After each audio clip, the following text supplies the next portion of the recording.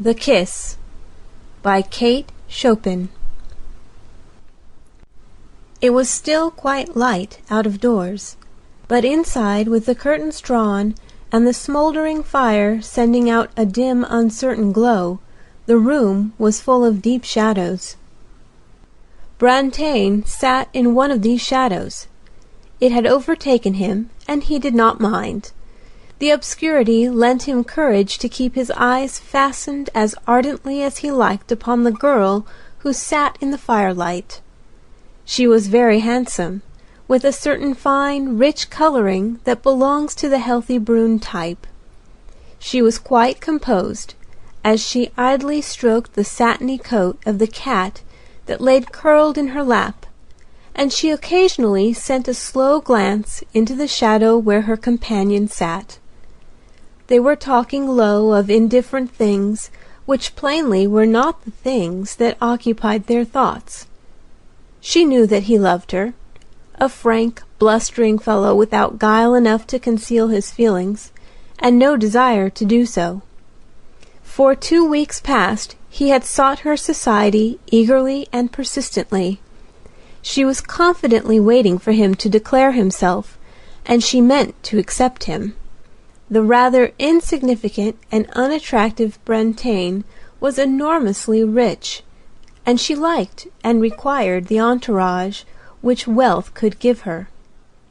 During one of the pauses between their talk of the last tea and the next reception, the door opened, and a young man entered whom Brantain knew quite well.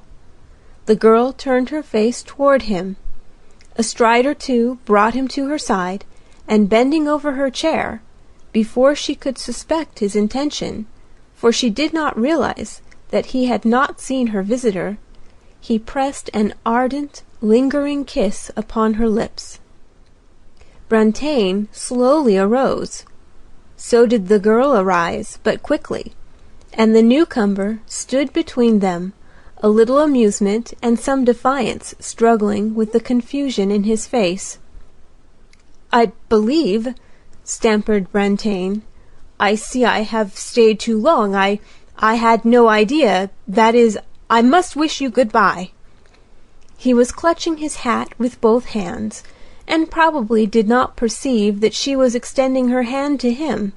Her presence of mind had not completely deserted her, but she could not have trusted herself to speak. "Hang me if I saw him sitting there, Natty. I know it's deuced awkward for you, but I hope you'll forgive me this once, this very first break. Why, what's the matter?" "Don't touch me! Don't come near me!" she returned angrily. "What do you mean by entering the house without ringing?"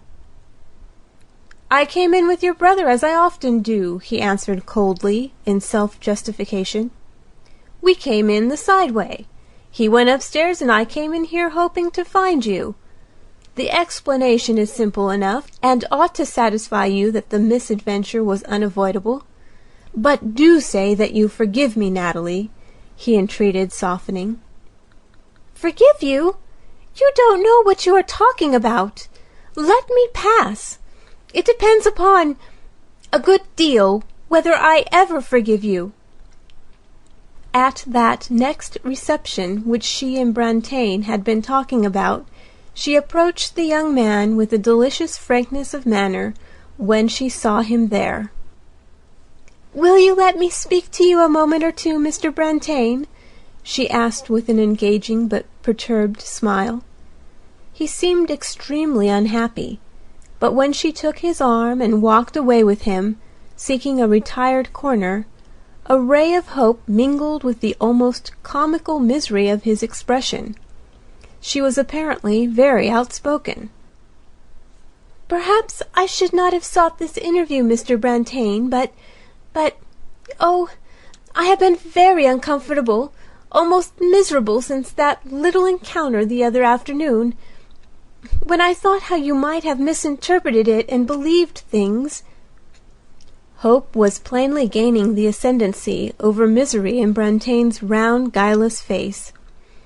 "Of course, I know it is nothing to you, but for my own sake I do want you to understand Mr. Harvey is an intimate friend of long standing. Why, we have always been like cousins, like brother and sister, I may say. He is my brother's most intimate associate, and often fancies that he is entitled to the same privileges as the family. Oh, I know it is absurd, uncalled for, to tell you this. Undignified even."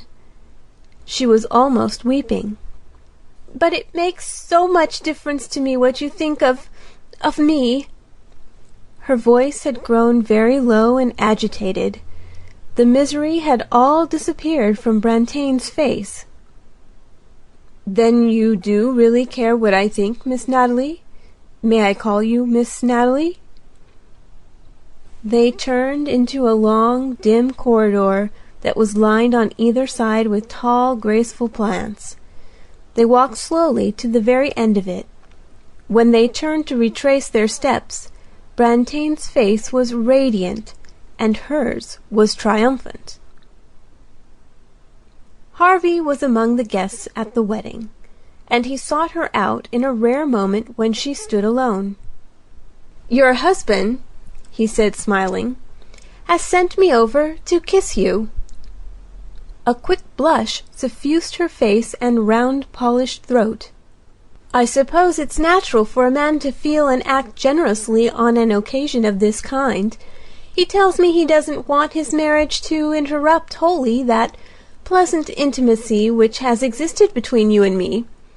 I don't know what you've been telling him," with an insolent smile, "but he has sent me here to kiss you." She felt like a chess player who, by the clever handling of his pieces, sees the game taking the course intended.